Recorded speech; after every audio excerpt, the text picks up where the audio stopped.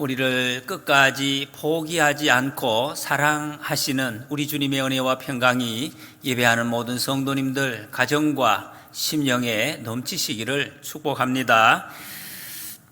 여러분, 우리의 삶이 여러 가지로 어렵고 힘듭니다. 몸도 힘들고 영혼도 힘들고 우리의 관계에도 많이 어려움이 있습니다. 그럼에도 불구하고 우리 하나님께서 우리를 통해서 계획하시고 이루시기를 원하시는 분명한 뜻은 있습니다.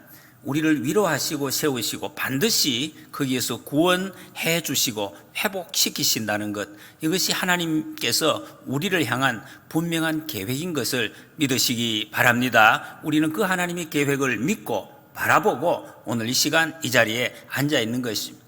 요한계시록은 위로의 책이라 그랬어요. 위로. 우리를 위로해 주시는 말씀인, 여러분, 요한계시록을 몇 주 동안 우리가 읽어오고 있는데 이 계시록을 들으시면서 정말 위로가 되십니까? 위로가 되십니까? 정말입니까? 어떤 분은 위로가 안 된다고 하십니다. 심판, 재앙, 이런 말씀이 어떻게 내게 위로가 됩니까? 목사님, 예? 사랑한다 하고 지켜주시겠다고 이런 말씀을 직접 해야 위로가 되지, 이렇게 말씀하시는 분 계십니다. 여러분, 정말 위로가 되신다면 우리의 눈이, 여러분의 눈이 굉장히 영적으로 많이 열려져 있는 그런 상태라고 할 수가 있겠습니다. 하나님께서 요한을 통해서 저 하늘, 우리가 보지 못하는 거지, 안 보이는 것이, 하늘의 모습이 어떤 것인지 그 영광스러운 모습을 보여주시고, 그리고 장차 조만간에 있게 될 그 심판, 반드시 우리가 맞이하게 될 그 심판, 이를 보여주심으로써 우리에게 위로를 해 주시는 책입니다. 세상에서도 높은데, 아주 높은데, 여러분, 서울에 가면 100층이 넘는 빌딩이 있습니다. 그것이 올라가면 저 아래에 있는 것이 참 작구나. 이 지구상의 대기권만 조금 벗어나도 지구를 보면 지구가 아주 그냥 조그맣게 점처럼 보입니다. 저 속에서 내가 아웅다웅 할 필요가 없겠구나, 그런 마음이 확 들어옵니다. 그보다 더 하나님께서 우리를 위해서 예비해 놓으신 저 하늘나라, 그 하나님이 계신 곳, 그곳을 바라보았습니다. 그것이 올라가서 요한이 그것을 경험했을 때 뭔가 가슴이 확 뚫려지는, 아하, 내가 사는 것을 어떻게 살아야 돼? 저 아래에 있는 걸 가지고 내가 아웅다웅 싸우는 것 별 의미가 없구나.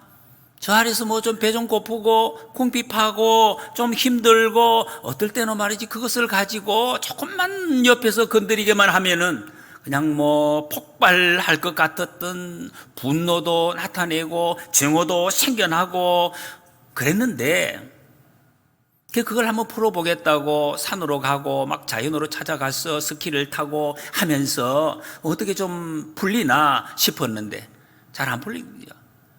잠시는 그럴 수 있지만은 그런 시간도 가져보고, 다 일시적이라는. 근데 그 하늘의 모습, 그것을 보고 난 뒤에 정말로 가슴이 뻥 뚫리는, 세상에서 산에 올라가서 느끼는 그런 정도가 아닙니다.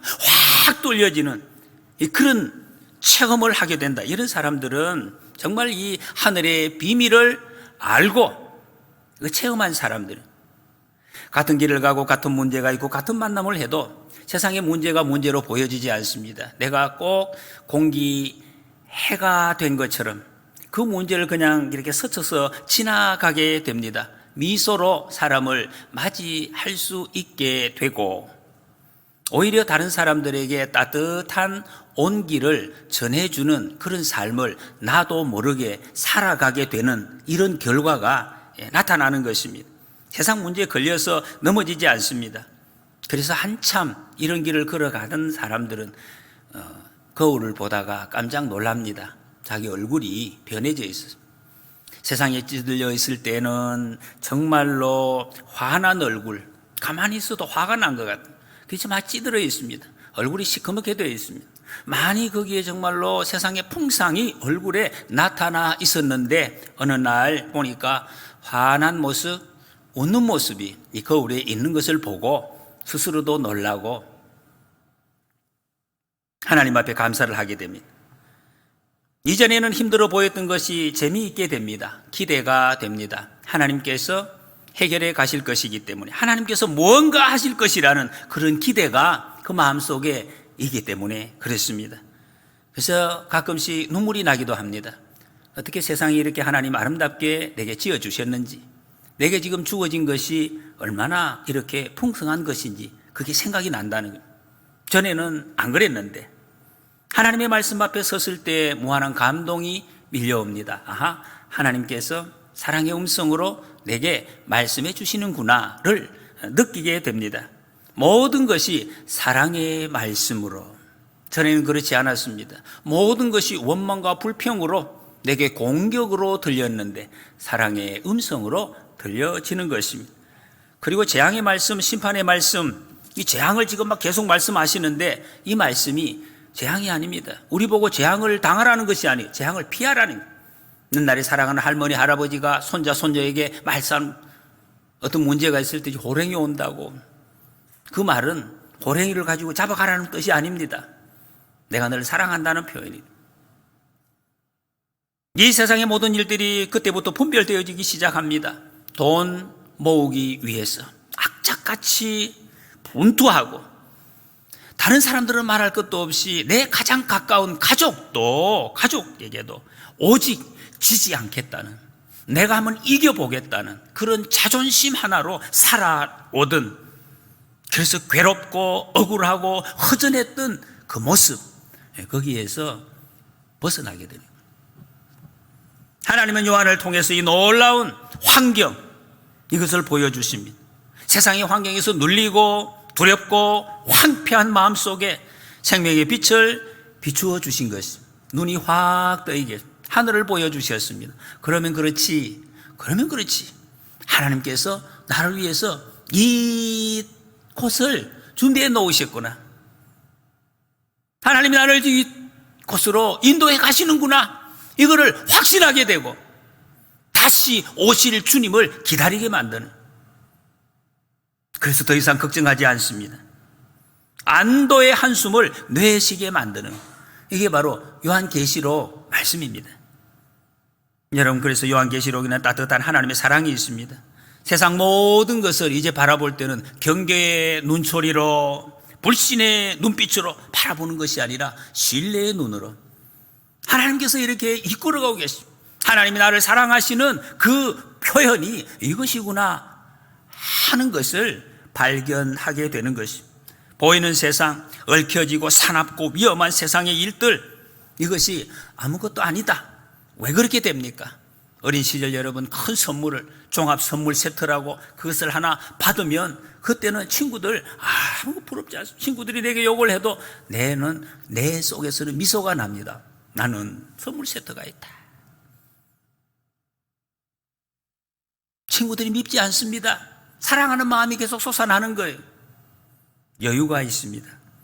그게 바로 뭐냐, 우리에게 예수님이 오신 것입니다. 예수님 보내주신 것이고, 예수님이 다시 오시겠다는 약속을 우리에게 해주시고 그거 확증해 주셨기 때문입니다. 할렐루야. 그래서 예수님이 말씀하십니다. 내가 너희를 사랑한 것 같이 너희도 서로 사랑하라. 그래서 주님이 이 말씀을 하시는 거예요. 요한계시록은 본래 있던 것을 다시 원래의 모습을 보여줘요. 인간의 문화로 자꾸 덮여지고 때가 묻고 보지 못했던 하나님의 그 손길들, 하나님의 그 작품들을 드러내서 보여주시는 것입니다. 그리고 우리의 영혼 깊은 곳에 있던 원래의 아름다움을 하나님이 완벽하게 만들어주신 사람의 모습을 보여지게 하는 것입니다. 세상의 자존심, 악의 불의, 미움, 돈에 대한 집착, 지위, 명예에 대한 욕심, 코로나의 위협도 예수님의 사랑을 받고 있다는, 예수님 사랑받고 그 사랑 때문에 짓는 미소, 이 미소를 이길 수가 없다는 것입니다. 오늘 본문에서 요한은 한 힘센 천사가 내려오는 것을 보았습니다. 그 손에서 펴 놓인 두루마리를 가지고 있었습니다. 여러분, 우리는 계시록을 계속 읽어오신 분들은 압니다. 이 두루마리가 어떤 것인지. 하나님의 말씀, 비밀의 약속이 적혀져 있는 그 책입니다. 임봉되어져 있다가 이제 펴진 것입니다. 5장에 보면 임봉된 두루마리가 나왔습니다. 처음에는 펼 수 있는 사람이 없었습니다. 그런데 어린 양이 그것을 폈다 그랬습니다. 그리고 오른발을 바다에 왼발을 땅에 밟고 서 있는 사자, 이 말은 온 세상을 지배하고 계시는 어떤 존재라고, 다시는 온 세상 다시는 분은 예수 그리스도신데 여기서는 천사라고 표현을 하고 있습니다. 큰 소리로 외칩니다. 그거 임봉한 것을 기록하지 말라. 요한이 기록을 하려고 왜 그랬겠습니까? 이거 반드시 기록해야 되겠다. 이 말씀을 보면 이 내용이 심판의 내용이 적혀 있었다는 것을 짐작해 볼 수가 있습니다. 그럴 때는 그거 기록하지 말라. 임봉을 하고 기록하지 말라. 그렇게 이야기하고 있습니다. 근데 이 말씀이 조금 우리에게는 이해가 잘 되지 않습니다. 아니, 펴서 보여주시니 왜 기록하지 말 것을 왜 보여주시는가 하는, 왜 그랬습니까? 거기다가 지금 요한은 기록하지 말라 한 것을 지금 기록해서 7 교회들에게 이 편지를 써서 지금 전달을 하고 있습니다. 이게 무슨 뜻이지요? 7 우리의 이야기, 이 자체가 꺼내지 말아야 할 이야기인가? 그런 것이 아니죠. 아주 인격적으로 하나님이 우리에게 말씀하시는 것입니다. 친구들하고 이야기할 때에 그렇게 표현할 때 있습니다. 비밀이라고, 이거 비밀.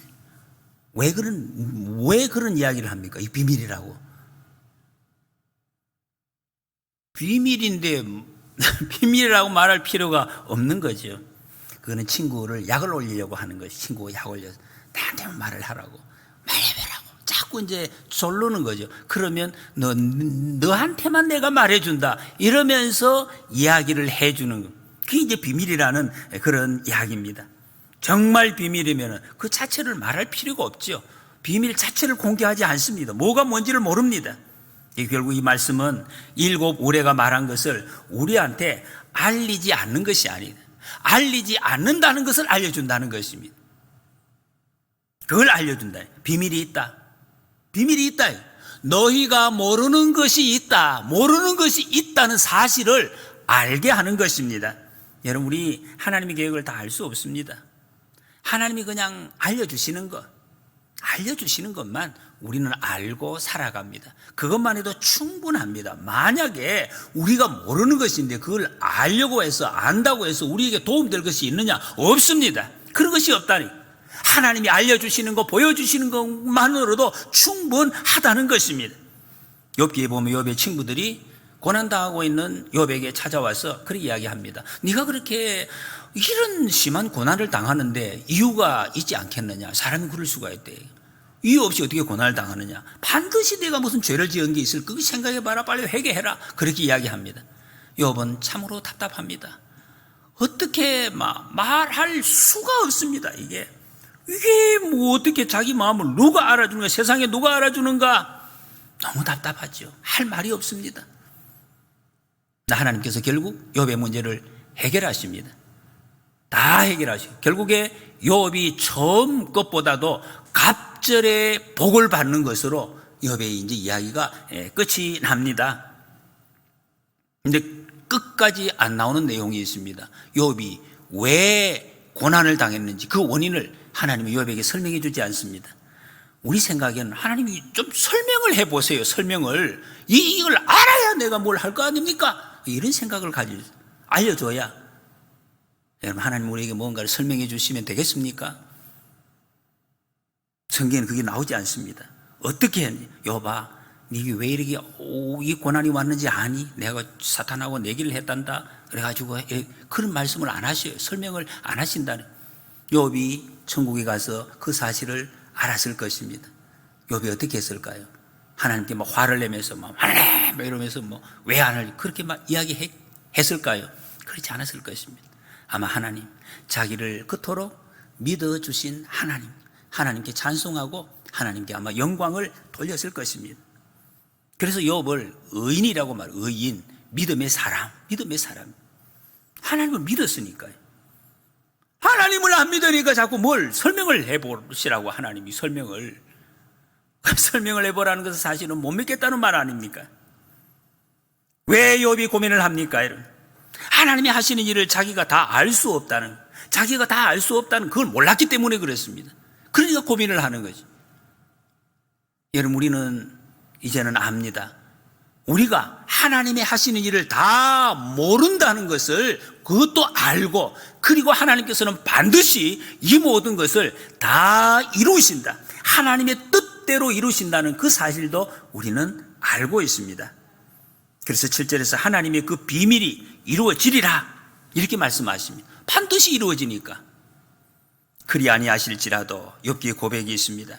우리는 하나님의 뜻이 이루어지는 줄 믿습니다. 여러분, 정말 욥의 기도가 우리의 기도가 되게 하옵소서. 이 기도를 우리는 해야 될 것입니다. 이 말씀이 우리에게 위로입니다. 5절 6절에 보면 천사가 하늘을 향하여 오른손을 들고 세세토록 살아계시니 곧 하늘과 그 가운데 있는 물건이며 땅과 그 가운데 있는 물건, 바다와 그 가운데 있는 물건을 창조하신 이를 가리켜 맹세하여 이르되 지체하지 아니하리니. 땅과 바다 이걸 밟고 있다. 뭐 얼마나 크면 밟겠습니까? 이 말은 상징적으로 온 땅을, 세상을 지배하고 계시는 분, 그분이 하나님이시다 하는 것을 보여주고 있습니다. 그때 그런 하나님을 가리켜 맹세를 하는데, 그 맹세 당연히 이루어질 것이, 맹세의 내용이 뭐냐? 여기 보면 7절에 일곱째 천사가 소리 내는 날, 하나님이 그 비밀이 이루어지는데 속히 이루어질 것이다 말씀하십니다. 요한이 이 말씀을 듣고 있는데 두루마리를 가지라고 말을 합니다. 그때 요한이 두루마리를 달라 그랬습니다. 그랬더니 9절에서 갖다 먹어버리라, 먹으라 그랬어요. 이걸 어떻게 다르게 하라고? 그냥 먹어라, 먹는 거 음식처럼 먹으라는. 내 배에는 쓰나 내 입에는 꿀같이 달리라 그랬습니다. 두루마리인데 종이를 어떻게 먹습니까? 종이 먹는 사람 봤습니까? 저는 한 번 본 적이 있습니다. 우리 선배님 중에 한 분이 영어 사전을 갖다가요, 눈도 끔찍 안 하고 팍팍 씹어서 먹고, 이제 그만큼 이걸 갖다가 이제 내가 확실하게 공부를 하겠다 하는 아마 그런 의지가 담겨 있는, 이게 두루마리, 하나님의 예언의 말씀입니다. 이것을 먹으라 그랬습니다. 여러분, 하나님의 말씀은, 복음은 알고 고민하고 연구하는 거, 그걸 하지 말라는 것입니다. 그거 가지고 안 된다는 것입니다. 그거 가지고는 안 된다. 먹어야 된다. 내 것으로 삼아야 된다. 그런 말씀. 내 속에 들어와야 된다. 인자의 살을 먹지 아니하고 인자의 피를 마시지 아니하는 자, 아니하면 안 된다. 생명이 없다 그랬습니다. 생명이 없죠, 여러분. 당연한 것 아닙니까? 음식은 먹는 것입니다. 음식은 먹어야 내 속에서 피가 되고 살이 되고 능력이 되고 창조적인 능력, 힘이 거기서 나오는 것입니다. 먹어야 나오는 것입니다. 시편 34편 8절에 너희는 여호와의 선하심을 맛보아 알지어다. 맛을 보아야 돼요. 맛을 보아야 돼요. 하나님의 말씀이 하나님의 백성 우리에게 입에는 꿀과 같이 답니다. 왜? 하나님에게 말씀해 주시니까 좋지요. 그 자체가 너무 좋습니다. 그런데 배 속에 들어가면 쓰게 될 것이다. 쓴 것은 싫습니다. 싫습니다. 같이 있기 싫어. 버리고 싶은 것입니다. 그게 쓰다 그랬습니다. 우리가 하나님의 말씀을 지금 봤는데 이 말씀을 가지고 그대로 이 세상에서 살려고 하면 너무너무 고통스럽다, 그냥 던져버리고 싶은 그런 삶이라, 그걸 감수하라는 것입니다. 예수 믿으면 구원받습니다. 하나님 백성 됩니다. 하나님 우리 사랑하십니다. 우리는 하나님의 자녀가 되었습니다. 영원한 하나님의 나라가 위에는 약속되어 있습니다. 주님이 세상 끝날까지 우리를 사랑하신다고 했습니다. 함께 하신다고 했습니다. 이 얼마나 좋습니까? 근데 그게 끝이 아니죠, 여러분. 하나님의 자녀는 좁은 길로 가라, 자신을 부인해라, 십자가를 지고 나를 따르라 말씀하십니다. 그리스도 안에서 경건하게 살고자 하는 자는 세상에서 핍박을 받는다 그랬습니다. 여러분, 우리가 받는 하나님의 말씀은, 생명의 말씀은 축복이 있고 기쁨이 있고 함께 같이 있는 것이 고난입니다. 이 두 가지가 같이 있어요. 이게 영광이라는 것입니다. 어떤 한 집사님이, 사업하시는 집사님이 거래처와 계약을 하는데 지금도 마찬가지로 너무 어렵다는 거예요. 술을 마셔야 돼요. 술을 마시지 않으면 계약이 진행이 안 된다는 거예요. 거의 종처럼 마시라 하면 마시고 그만두라 하면 그만두고, 이걸 해야 그 다음에 이제 이 사인을 하는데, 이분이 이게 도저히 자기 신앙 양심상 술을 마실 수가 없더라는 것입니다. 자기 양심상. 그래서 저는 술을 안 마십니다, 이렇게 기도하고 담대히 선포를 했대요. 그랬더니 놀라운 역사가 나타난 거예요. 정말 하나님의 은혜로 이 계약이 그대로 파기가 되었답니다. 이게 하나님의 말씀대로 내가 결단을 하고 이렇게 했으면 하나님께서 기적을 베풀으셔가지고 계약이 성사되게 해야 되는데 그게 안 돼버린다. 너무나 가슴이 아프고 참 낙심되었다는 것이. 집에 가서 마음 아파하고 했는데 그 다음날 중국에서 전화가 왔더라는 것이. 해외에서 물건을 보내달라고. 국내에서 길이 막혔는데 하나님이 해외로 길을 열어주셔가지고 더 풍성하게 되었다. 좋은 것이죠. 여기까지만 우리가 주로 생각을 합니다. 하나님. 만약에 해외도 막으셨다. 그거 어떡합니까? 국내에도 막히고 해외에도 막히고 그러면 하나님하고 담 쌓고 그렇게 됩니까? 여러분, 우리 믿음이 정말 하나님 그리 아니하실지라도 국내에도 막히고 해외에도 막혀도 나는 하나님이 하실 것을 기대합니다. 이런 믿음으로 좀 갈 수는 없겠습니까? 우리가 찬양의 내용은 다 그렇습니다. 이 찬양 중에 하나가 눈물 날 일 많지만 기도할 수 있는 것, 억울한 일 많으나 주를 위해 참는 것, 비록 짧은 작은 삶, 주 뜻대로 사는 것, 이것이 나의 삶의 행복이라오 하는 이 찬양의 가사가 정말 우리의 기도가 됐으면 좋겠습니다. 아브라함 요수아 헤셀이라는 좀 유명한 사상가가 있습니다. 이분이 한 말이, 하나님을 믿는 것은 그분의 꿈을 우리의 꿈으로 간직하는 것이다. 그렇죠. 참 맞는 말이죠. 하나님이 지금 계획한 것 우리의 마음속에 받아들이고 그대로 우리가 따라가는 게 믿음의 삶이라는. 하나님의 꿈이 뭡니까? 성경의 하나님의 꿈 정말 놀랍습니다. 막 듣기만 해도 마음이 막 아주 그냥 황홀해지는 그런 내용입니다. 주의 날이 되면은 사자와 어린 양이 함께 뛰놀고 젖먹이와 아이가 독사 구멍에 손을 넣고 장난을 하고 사망이 없고 애통하는 것 없이 없고 아픈 것이 없고 곡하는 것이 없는 밤도 낮처럼 밝을 것이, 이게 하나님의 나라가 이루어지는 것이 얼마나 기가 막힌 곳입니까? 그런데 이 꿈이 저절로 이루어지지 않는다는 것이, 아픔도 고통도 같이 있다는 것입니다. 여러분, 그 일에 동참하기로 하고 모인 사람들이 바로 우리들입니다. 그 결론이 11절 말씀, 그가 내게 말하기를 내가 많은 백성과 나라와 방언과 임금에게 다시 예언하여야 하리라. 다시 예언하여야 하리라 그랬습니다. 당시에 지금 요한이 여러분 하나님 말씀 정해서 예수님 증거해서 결과가 무엇이었습니까? 지금 이 요한계시록을 쓰고 있는 요한은 반모라는 섬에 유배되어 있습니다. 복음 증거한 결과가 유배지에 지금 쫓겨난 것입니다.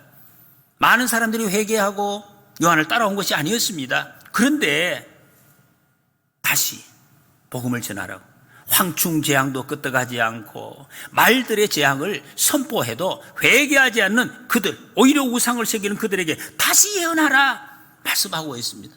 이게 하나님의 뜻입니다. 해도 소용이 없는데 여러분 이거 어떻게 할 수 있게, 아니 해봤는데 다 해봤는데 또 하라고 이 가능성이 있습니까? 통계적으로 돌아올 가능성이 얼마나 있겠냐면, 이 지금까지 안 됐는데 어떻게 오겠습니까? 보통 사람 못하는 것이라는. 보통 사람 못하는. 여러분, 보통 사람이 하지 못할 일을 하려고 하면 어떻게 해야 됩니까? 지금 계속해서 나타나는 연예인들이 이 마약 먹는 사람, 왜 이런 것을 합니까? 맨정신으로 못하거든. 맨정신으로 계속 반복되는 다른 사람을 즐겁게 해주는 이걸 맨정신으로 못하겠다. 그래서 이제 그 약을 먹고 하는 거예요. 우리도 맨정신으로 못합니다. 어떻게 합니까? 제 옛날에 선배 목사님 중에서 젊을 때 이 목회를 하면서 너무 이게 힘들어요. 굉장히 열정적으로 말씀을 전하신 분, 그거 어떻게 그래 하냐. 그분은 이야기를 설교하기 직전에 자기 노력할 때 청양고추를 입에다가 한 넣고 확 씹어가지고 이렇게 뱉어놓고, 그런 말 정신이 퍼쩍 들어서 이걸 담대하게 예천할 수 있다고. 실제로 그런 분을 봤습니다. 여러분, 우리 입에 뭘 넣어야 되겠습니까? 우리 한국교회 초대교회 때 이용도라는 유명한 부흥사가 계십니다. 이분이 일상순례자라는 김기숙 목사님 책에 그린 글이 있습니다. 애타는 기도문입니다. 피를 주소서. 우리는 눈물도 말랐거니와 피는 더욱 말랐습니다. 그래서 무기력한 빈혈 병자가 되었습니다. 피가 없을 때는 기운이 없고 맥 없고 힘 없고 담력 없고 의분 없고 화기 없고 생기가 없습니다. 그 대신 노랗고 겁 많고 쓸쓸하고 소망이 없습니다. 우리한테는 그리스도의 피를 주사해 주소서.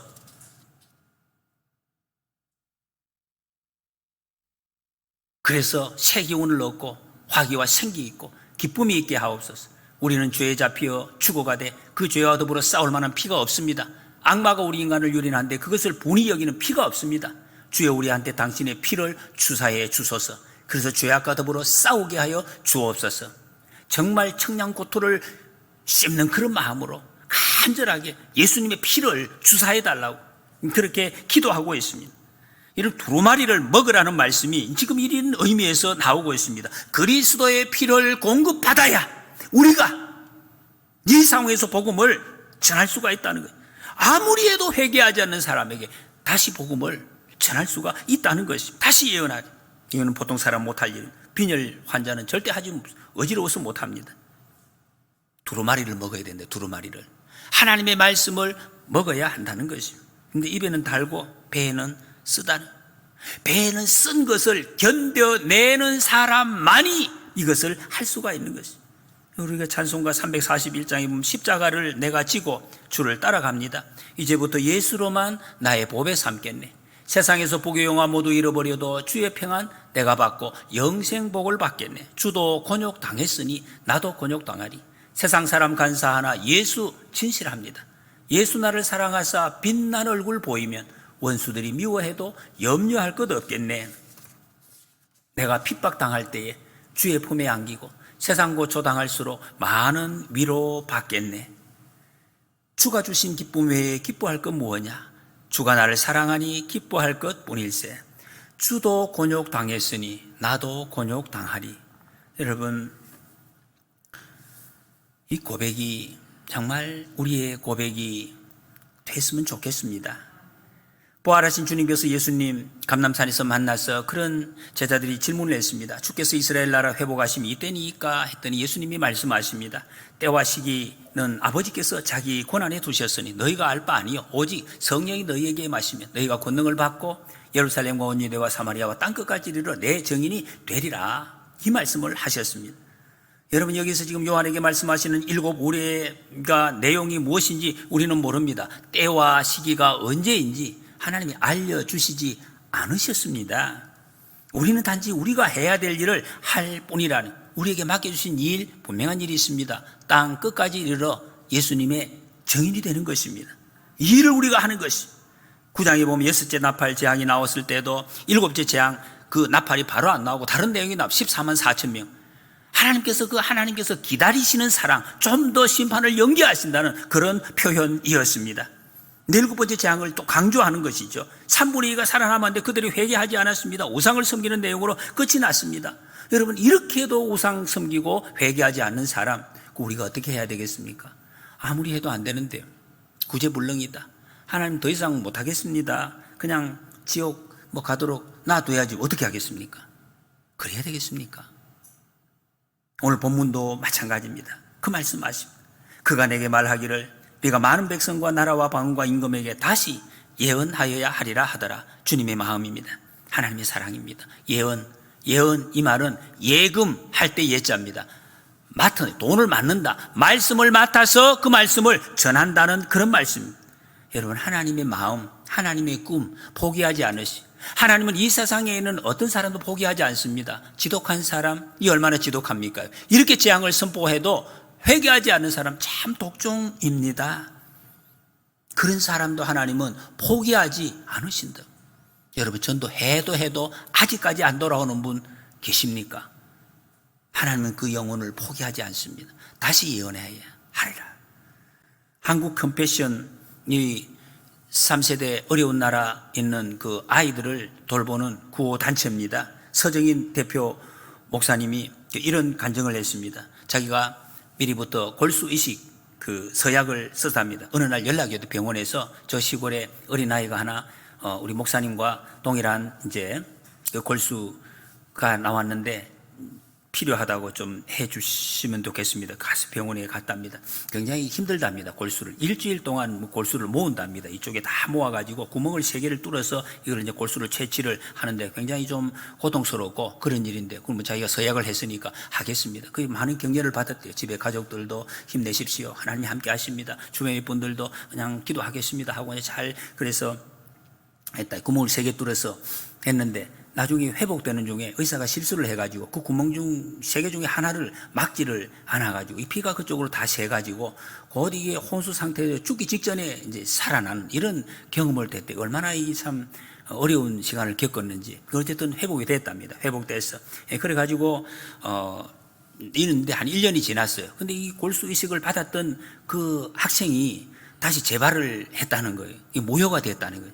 그래서 그 목사님, 다시 한번 좀 하셔야 되겠습니다. 이렇게 연락이 왔답니다. 그래서 굉장히 덜컥 겁이 많이 나더라는 거예요. 그런 고생을 했고, 참 그런 아픔이 있기 때문에, 그게 어떡하나, 막 걱정이 돼서 물어봤대요, 주위의 사람들. 근데 그때는 주위 사람들이 전부 다 하지 말라는 거예요. 가족들도, 이제는 하지 마시라고. 몸이 못 견딘다고. 또 전문가한테, 미국의 전문가 의사한테 물어봐도, 이거는 확률적으로, 의학적으로 불가한 일이다. 1차에 실패한 것은 2차에 다 실패한다. 그렇기 때문에 해봐야 소용이 없으니까 하지 마시라고. 모든 사람이 하지 말고, 자기도 무서울 때 하기 말. 그래서 이제 할 수 없어요. 기도 아무리 안 돼서 이제 못하겠습니다. 이렇게 이야기를 하고 자기 이제 사역지로 아프리카로 떠났다는. 근데 계속 마음에는 뭔가 남아있어. 이 아프리카에 가서도 만나는 사람마다 이야기를 했대요. 나 이렇게 됐는데 어떻게 하면. 만나는 사람마다 맞다고. 할 필요 없다고. 하지 마시라고. 다 그렇게 이야기해요. 그 마지막에 차를 타고 가는데 자기 옆자리에 어떤 장로님이 앉으셨어요. 외과 의사 장로님인데 그분도 봉사하시는 분들. 그 장로님 내가 이런 일을 해서 어떻게 이렇게 됐는데 이거 어떻게 생각하십니까? 그랬더니 그 장로님이 가만히 눈을 감고 하늘을 보시더니 이렇게 말씀하시는 목사님 하시지요. 그래서 순간적으로 굉장히 큰 충격을 받았다는. 그랬더니 잠시 후에 다시 이렇게 눈을 감더니 하시는 말씀이 제 딸이 어릴 때 백혈병으로 죽었습니다. 그런 이야기 하더라고요. 이 말을 듣고 이 목사님이 막 엄청난 충격을 받았다는 거예요. 그 순간에 하나님 앞에 자기 표현을 항복을 했다. 하나님은 한 생명도 끝까지 포기하지 않는데 나는 여러 가지 이유로 쉽게 포기를 했구나. 그런 생각이 들었다는 것이. 그래서 그때 마음을 고쳐먹고 비행기를 타고 다시 이제 한국으로 왔다는 거예요. 비행기 타고 오면서 내가 내리면 바로 병원에 가도록 준비해 놓으라 하고 와서 바로 병원에서 이제 그 골수를 다시 채취를 했다고 합니다. 고통스러운 거 다 이제 견뎌내고. 근데 그 골수를 갖다가 이식하고 1년이 지났는데 100% 완치가 되었다고 합니다. 그 아이가. 이제 그 후에 아이가 건강하게 잘 자라고 또 그 아이가 자기 골수를 다른 사람에게 또 이렇게 전해주는 그런 얘기를 했다 하는 간증을 들었습니다. 사람들이 많이 묻는다 그분에게 어떻게 목사님 그 어려운 일을 그렇게 계속 하십니까? 그 어려운 일 골수뿐만 아니라 어떻게 어려운 일을 계속 그렇게 몸도 안 좋은데 하십니까? 그랬더니 자기는 하나님이 포기하지 않으시는 그 일, 포기하지 않는 하나님의 사랑, 그 사랑을 나도 받았기 때문에 나도 포기할 수가 없습니다. 그런 고백을 했습니다. 여러분 오늘 본문의 두루마리가 임봉된 상태에서 우리가 할 수 있는 일은 아무것도 없습니다. 그냥 세상의 악한 일 보고 고통에 눈물 흘리는 거 그것밖에 없을 것입니다. 그런데 그 문이 풀려졌다면 우리에게 할 일이 있다는 것입니다. 그게 뭐냐? 먹는 것입니다. 우리가 먹는 거예요. 하나님의 말씀을 먹는 것입니다. 그냥 읽고 그냥 연구하고 넘어가는 정도가 아니에요. 그래도 우리 교회는 여러분 많은 성도님들이 매주 보면 열심히 성경을 읽고 있는 거 참 좋습니다. 말씀을 먹으시기 바랍니다. 내 속에 집어넣어야 써도 그것을 감수하라고 말씀하고 있습니다. 그래야 나라와 백성과 방언과 모든 사람들에게 예언할 수가 있습니다. 여러분 사람들이 듣지 않는 것은 우리 책임이 아닙니다. 전하지 않는 것은 우리 책임입니다. 하나님이 그 책임을 물으시겠다고 하십니다. 왜? 내가 하나님의 포기하지 않는 사랑을 이미 힘입었기 때문에 우리도 사랑을 포기할 수가 없다는 것입니다. 여러분 이 세상에서 복음 전할 수 있는 유일한 통로는 우리밖에 없습니다. 하나님 그것을 우리에게 맡겨주셨습니다. 천사에게도 맡기지 않으셨습니다. 우리만이 복음을 전할 수 있습니다. 우리에게 특권입니다. 이 특권을 잘 누리시고 감당하시기를 소원합니다. 하나님의 꿈 우리도 같이 꾸고 세상을 이기고 다시 오실 예수님을 기쁨으로 기다리는 하늘 가족 되시기를 축복합니다.